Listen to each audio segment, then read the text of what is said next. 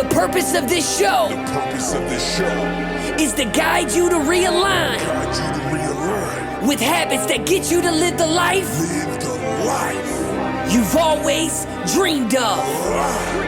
This is the Habit-Based Lifestyle Podcast with Jesse Ewell. This is the Habit-Based Lifestyle, where you can access your full potential right now. Finally break free from destructive habits. That dream life, if you want it, you can have it. This is where you transform your health, mind, business, and relationships, or do nothing and keep your life the way it is. But if you're ready for change, you're in the right place. This is where you're gonna learn how to live a habit-based lifestyle. You are tuning in to the Habit-Based Lifestyle Podcast with your host, Jesse Ewell. This is the Habit-Based Lifestyle. Let's go. All right. So how's it going? It's going. Yeah. It's Friday. Friday. Don't you remember the movie Friday? What did they always say? It's Friday. We're going to get you high today. Smokey. That would be you. Yeah. I never paid attention to that part. Well, if you've watched the movie, you've had to have paid attention to that part. I wasn't a Friday high day. We're back. I'm your host, Jesse Ewell, and this is my beautiful wife, Katie, the CEO mom, Ewell. And we're going to be talking today about parenthood. I guess we could call it parenthood. Yeah, usually we talk about marriagehood. We have been. We're going to talk about parenthood. Yeah, or lack thereof, and wanting to maybe quitting parenting. Anybody ever, have you ever felt like you've wanted to quit at parenting or parenthood? Yeah, yesterday, for sure. Yeah, so I received a phone call yesterday, and Katie's like, I'm done. I'm quitting, at least on 2 of our 3 kids. Yes. Not the 3rd one. But she was like, when are you coming home? And I was in the middle of doing something, and I'm like, I'll be home in about an hour. Oh, yeah. And she proceeded to just tell me what our kids were doing. So let's talk about this. Like, have you, I think this is something that comes up for parents, but because of guilt and shame, we don't often talk about this. But let's talk about, like, what got you to that place. Well, let's talk about being in that place. I was sitting at the table, and I had picking the kids up from school early, and we had gone to tour a new school. We're in the process of looking at a home in a new community, which would put us in a new school. So I wanted to take the kids to tour the school, see what it was like. So we did that. The principal was amazing. We walked around, a lot different than any schools that we're currently at right now, or we've been to. The kids were brats. I was embarrassed. It was a lot of talk about how overpriced their lunch is at school. But the kids are very concerned about what the school lunch is and the snacks that they could buy. So they were looking at all the snacks, and Jesse realized that a cheeseburger was $3, and currently at his school it's $8. So what a ripoff his current school is. And that led to all the Lambos that drive through the parking lot at the current school, and it just, oh my gosh. And I'm sitting here thinking, you brats, like, do you have any idea what we're investing in this school and this education for you? And can you say one thing nice about the school that you're at? And then they were fighting over, who knows, who had a Chromebook, who didn't, if they're going to have recess together. I mean, it went on and on and on. And I'm just thinking to myself, oh my gosh, maybe this public school would be good for these kids. They wanted to know what they could wear, because obviously it's not uniforms.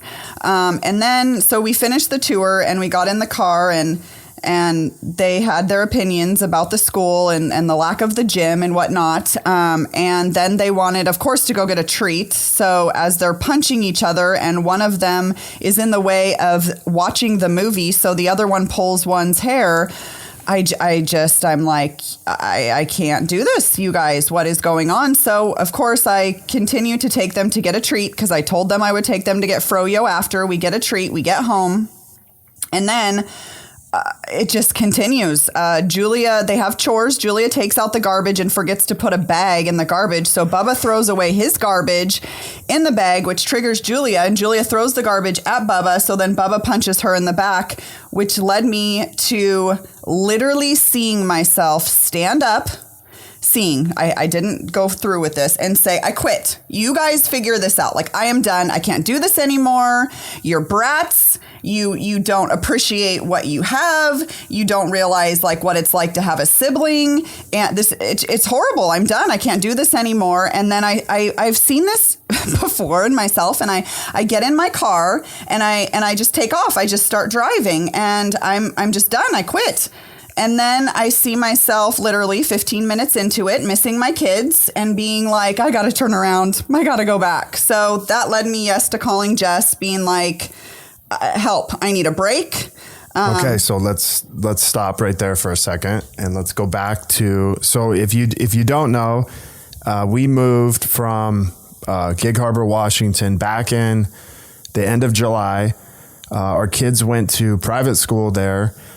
In the private school was like, say the average car is a GMC or maybe a Chevy Tahoe. That's kind of the average car of what people have. Now the average car is like, the school they go to now in Dana Point, Washington is like California. The average car, Dana Point, California.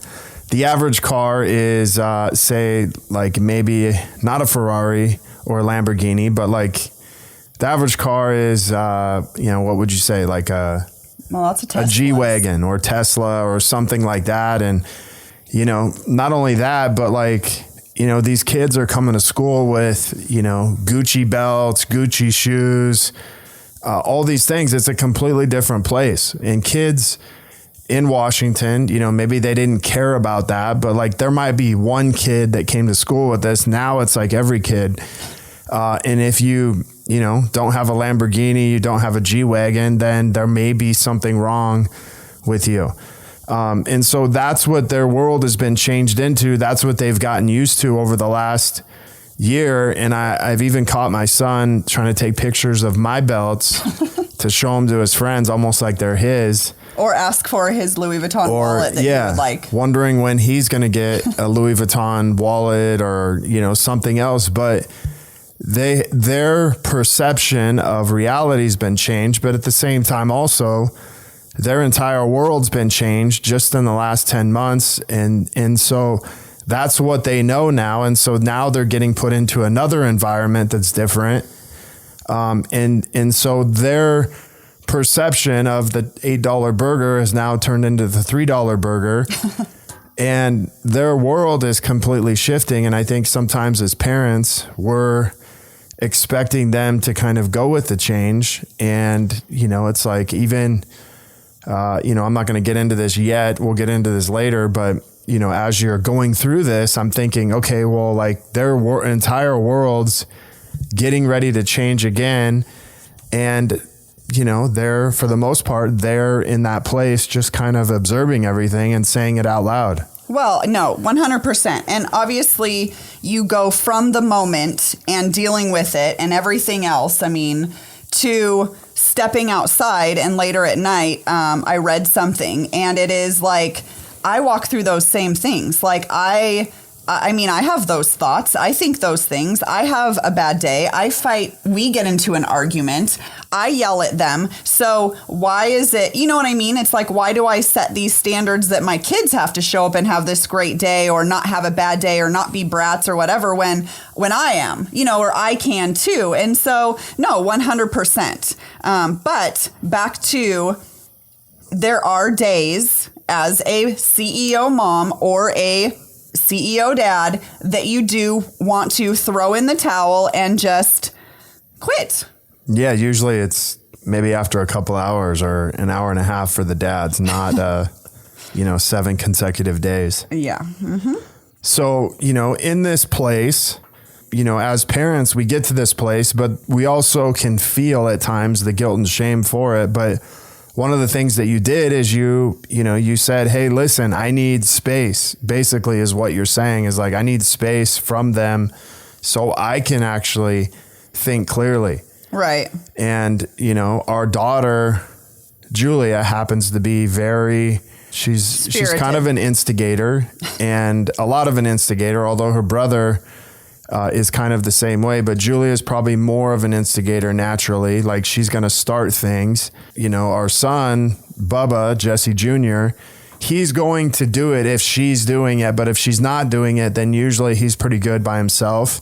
But she's kind of the ringleader. Definitely. And you know, she's often the one who starts it and has to have kind of the last word. Oh, she doesn't stop. Like, she starts, but she doesn't stop. And honestly, like, when you talk about, yes, I for sure needed space. And again, when you step outside of what you're doing, it's like I was trying to send out graduation cards, talk to a realtor. And so really what's happening is I am not present with what's going on there, and I'm trying to get my own stuff done. So it 10X's everything.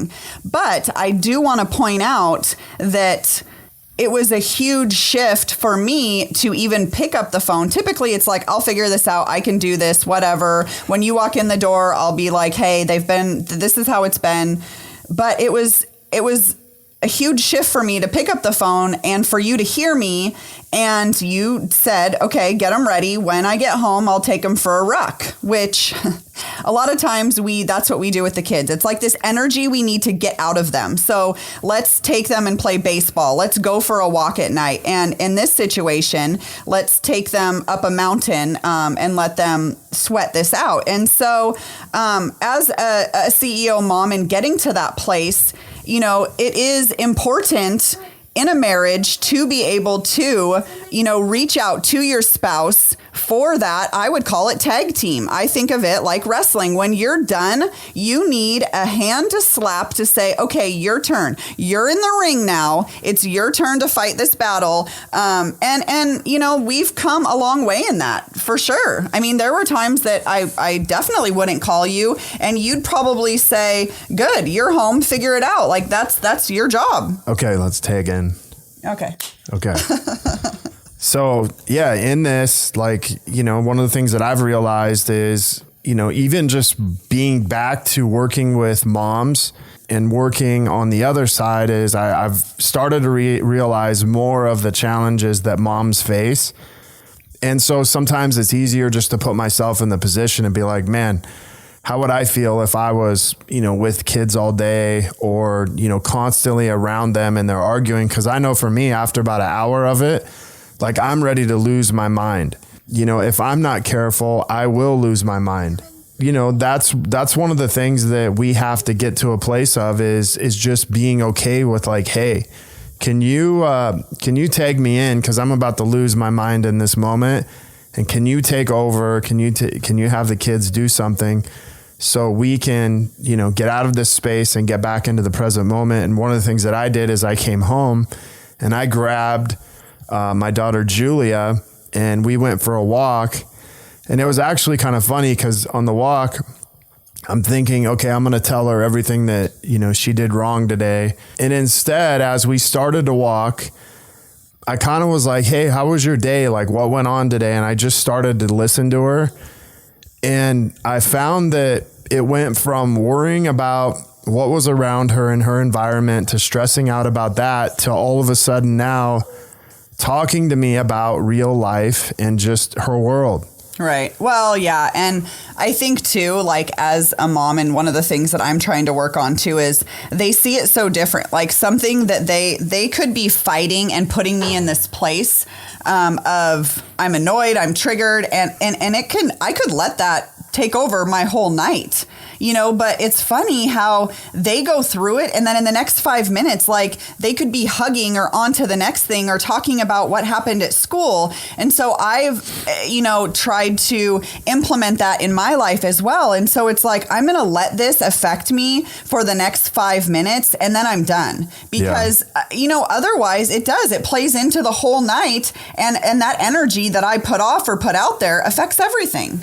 Yeah. And so as we went on this walk, you know, I actually got to get into her world. It was about an hour. It was actually kind of cool because we started talking about, hey, if we move, can we get a dog? And if I wanted to get a dog, like, how could I get a dog?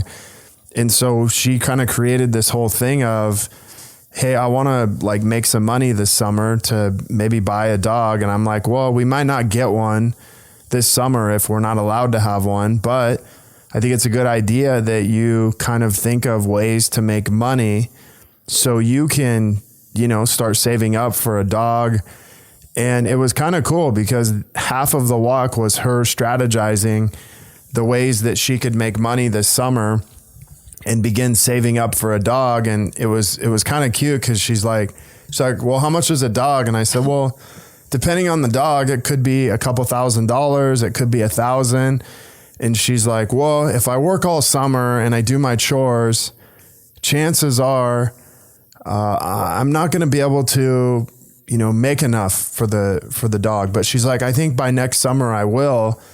But it was kind of like, what do you think I should do? Or what could I do to make more money? And I started asking her, well, what do you think you could do? Like maybe you could do your own like dog walking business. So you could kind of have a dog, but you wouldn't necessarily have to bring it home, and you could, you know, see if you really want one or not. Right. Well, and that's huge. And so definitely as we're looking at these houses, I'll be knocking on the neighbors' doors, making sure they have dogs, because what better way to have a dog for Julia but just to ask the neighbors if she could walk it. Maybe she could scoop the poop. Maybe she could even feed it. And then she'll learn how to take care of someone else's dog to decide if she wants a dog.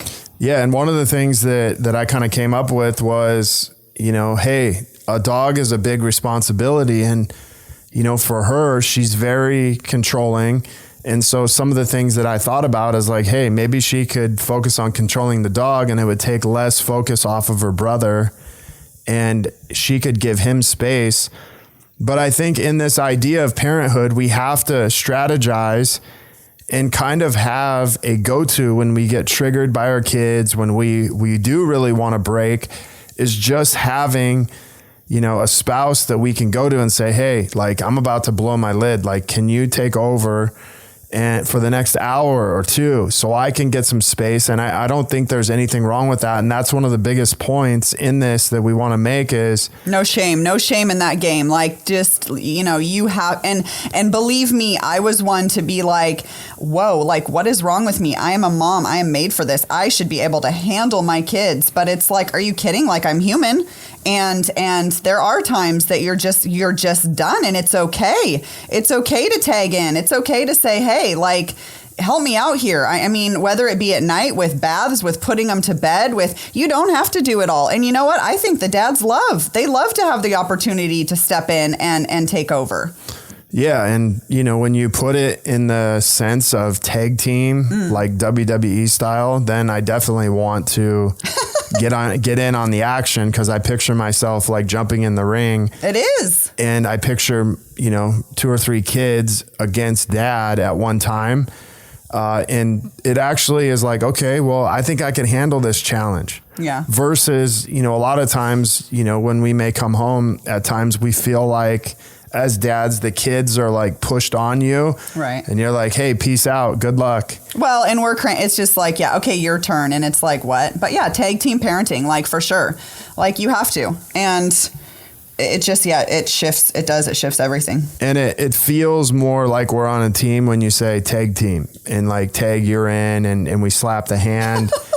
And all of a sudden, like you jump in the ring from. What about those little shorts they wear? Yeah, you jump in the ring from the top belt, the top turnbuckle, and you like knock all 3 down at once. And then I get to hold the belt above my head. And then you get up and you're like, see, I just did this, or we did this together.